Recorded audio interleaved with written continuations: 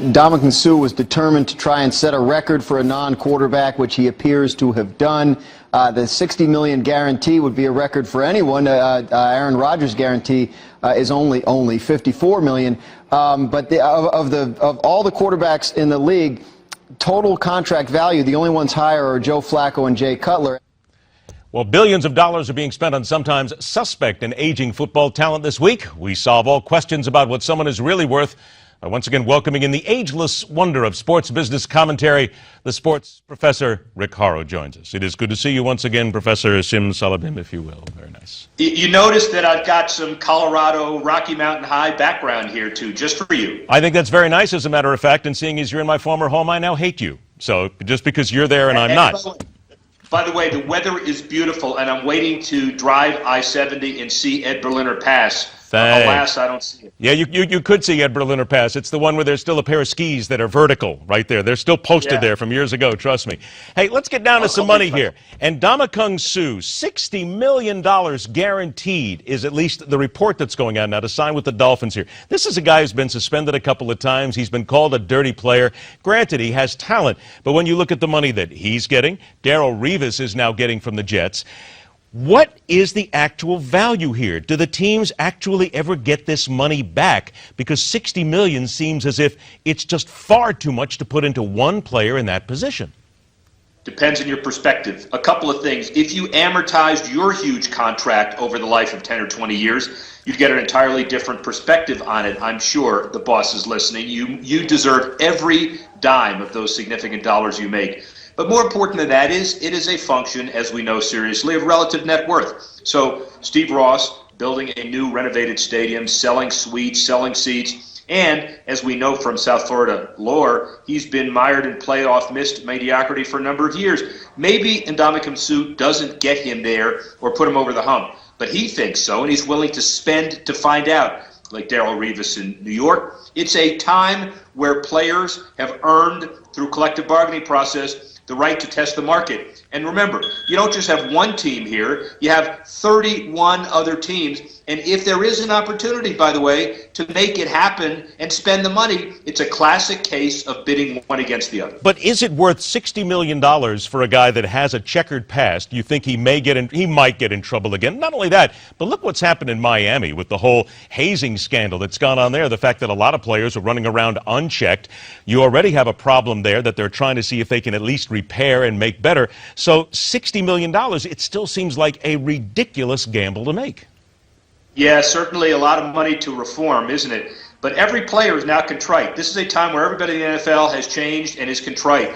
The Dolphins obviously have done enough character checking to understand that if channeled the right way, he is a mean, ornery, intimidating guy on the field. A charitable, wonderful guy to be around often. I've met him once. Doesn't mean you can create a life perception, but it's not the same image. And of course, you have a number of fines and a number of suspensions. So behavior is very important. And if it comes to suspensions, then it affects the pocketbook. But the Dolphins feel that this is somebody who is intelligent enough to understand how to channel his emotions productively. Does it still come down to the fact, Rick, no matter how you slice it, that if this guy makes a couple of tackles, makes a Pro Bowl, whatever, the team gets a little bit better, you win one or two more games, you get into the playoffs. As far as the Dolphins are concerned, $60 million, I write that off in a second because guess what? I'm going to get that all back eventually. Well, and it depends on whether they re-sign Mike Wallace and have a couple of other players that they've got to sign. But your point generically is the right point, which is every one of these teams, the Lions replacing him in a minute, the Philadelphia Eagles spending money, now the Buffalo Bills and Rex Ryan buying Shady McCoy, all of that means one thing. They all think they have respectively the key to the city, and one player puts them over the respective hump. You think he's as good as he says he is? I hope so. No, that's not what I'm asking, because he thinks he's the best there is at what he does. Know. Is he the best in the game, in your opinion? When it comes to the Dolphins, I lead with my heart. All right. I do think under the right circumstances, which is here, he's going to be an all-pro. All right, there you go. And that, of course, comes from a Dolphin fan who's also the sports professor. Yeah. Hang tight there, Hang tight, Rocky Mountain Boy. We'll get right back to you in a second here. We're going to come back, talk more money here, not only in NASCAR, but evidence that all it takes to get away with cheating for years in college sports, what did I say? Just win, baby, just win.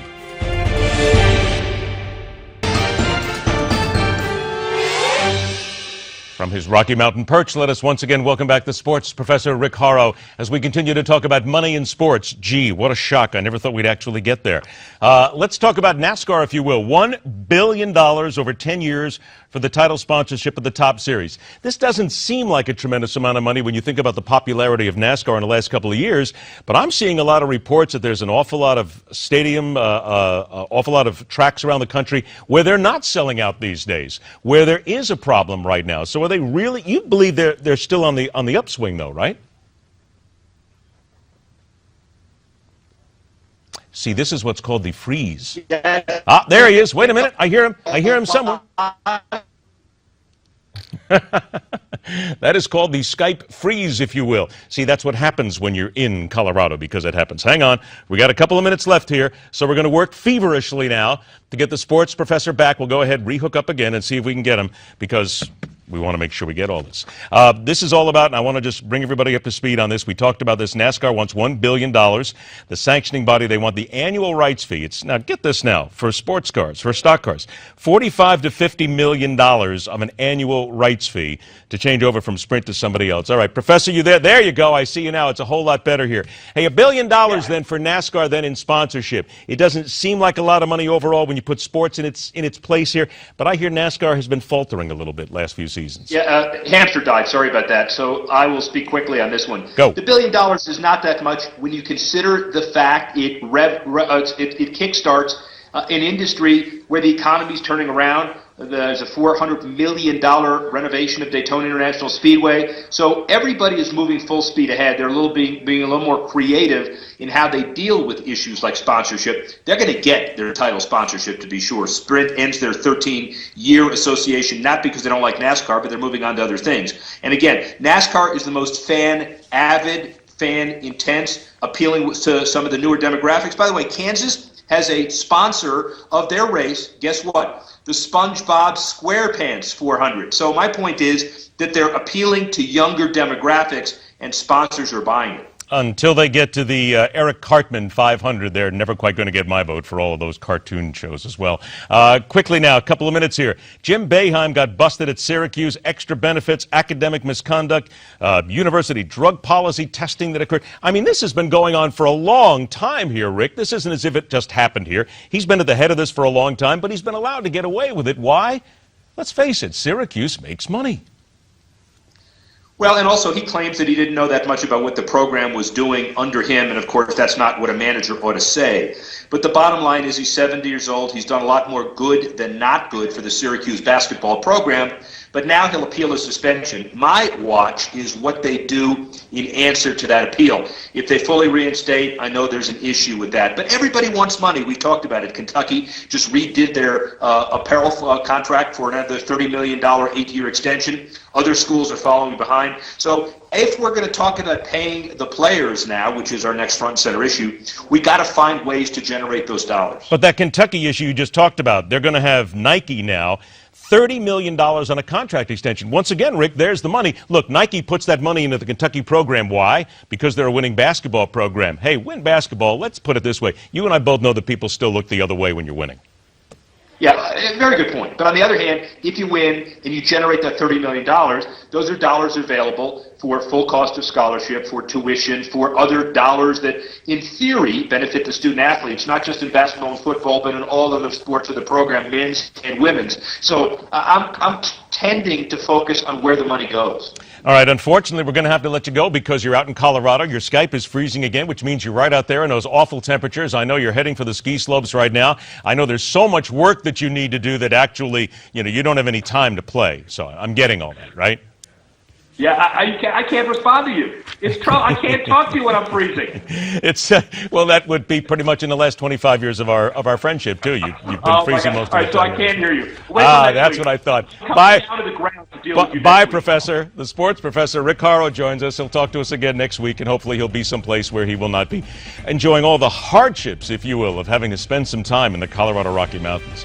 Second hour on MidPoint. All the news this week emanating from the University of Oklahoma. Here's a question. Why is anyone really shocked at this behavior of college students? That and more when we come back right here on MidPoint.